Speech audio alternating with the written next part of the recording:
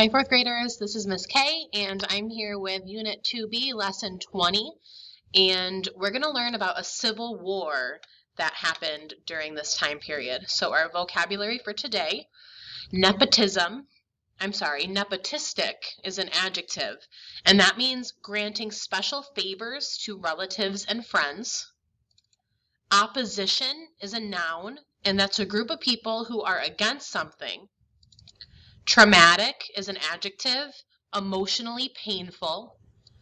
A garrison town is a noun, and that's a town that is protected, perhaps by a big wall. Schism is a noun, and that means a division or a split. Resounded is a verb, and that means echoed and repeated. And a consensus is a noun, which is an agreement between different people or groups. So chapter 13 is called the Civil War, and our big question today is why are there Shiite and Sunni Muslims? Uthman was assassinated by people who believed he was nepotistic. In particular, they felt he had unfairly placed people from his own clan in charge of Egypt, Syria, and other territories. So when the important people of Medina chose a new caliph after Uthman's death, they did not choose someone from Uthman's clan. Instead, they chose Ali, Muhammad's son-in-law and cousin. Others opposed this decision, including Uthman's family. Their opposition to Ali grew because they felt he did not punish the rebels who had killed Uthman. In the end, as is often true when people disagree about who should rule, civil war erupted. The Civil War begins. The Civil War was traumatic for many Muslims. It had only been 24 years since Muhammad's death, and in that time, Muslims had fought side by side, winning over others to their faith and conquering huge amounts of land. Now, for the first time, they faced people of the same religion and even the same tribe. After winning the Battle of Camel, Ali moved to the center of the Muslim political world from Medina to the garrison town of Kufa. From there, he marched north toward Syria, where Muawiyah had his armies. Ali's forces met Muawiyah along the Euphrates River, but both sides were reluctant to attack. The battle began only to be broken off shortly thereafter, when Ali and Muawiyah agreed to seek a compromise. They appointed arbiters to find a way out of the conflict. Unfortunately, the arbiters offered a bargain that didn't satisfy either side. Even worse for Ali, some of his supporters left him because they were angry that he was looking for a compromise at all. In 661, 5 years after the Civil War began, one of those former followers assassinated Ali. After Ali's death, his son Hassan briefly became caliph before deciding to retire to Medina. All right, let's talk about the Battle of Camel.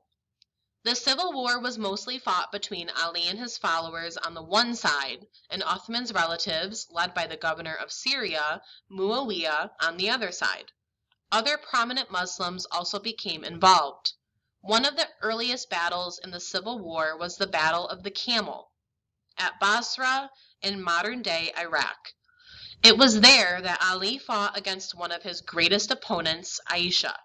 You may remember that Aisha was a wife of Muhammad's and the daughter of Abu Bakr, the first caliph. She was also an important political advisor to the first caliphs, known for her fierceness and passion. Aisha was furious that Ali would not punish those who had murdered Uthman. She led opponents of Ali's into battle, directing them from a howdah, a kind of bed carried by a camel. Aisha was defeated and retired from political life. She lived out the rest of her life in Medina, where she died at the age of 64. All right. Perhaps he hated the idea of Muslims killing one another more than he liked the idea of being caliph. Or maybe he had seen too many caliphs suffer violent deaths.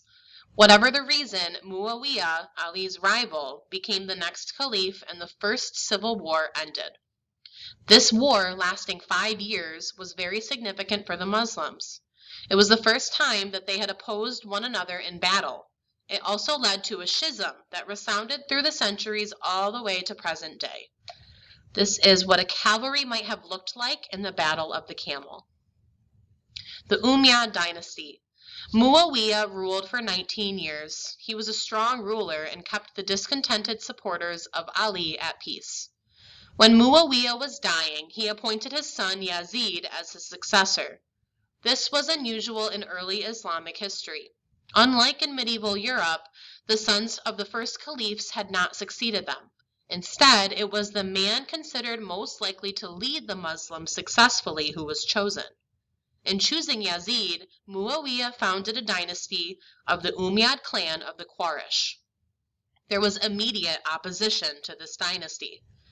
Remember that part of the cause of the civil war had been the belief that Uthman favored his relatives too much.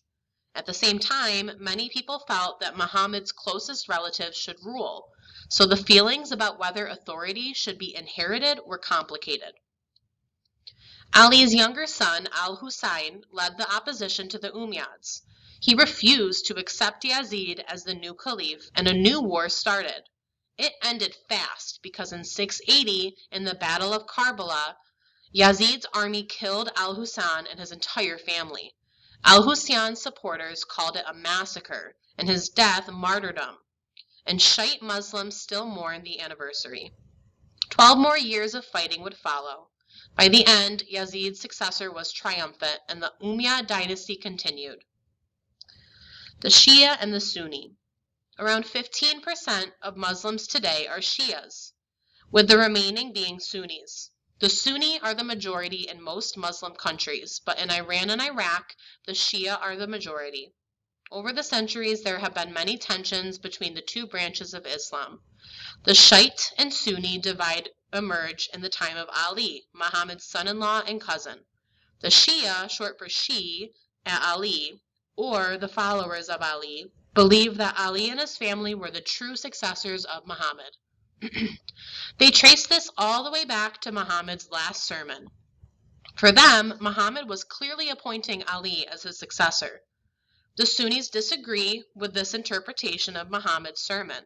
Instead, they believe that Abu Bakr, Umar, Uthman, and later the Umayyads were Muhammad's rightful successors since they were chosen by the consensus of the Muslim community.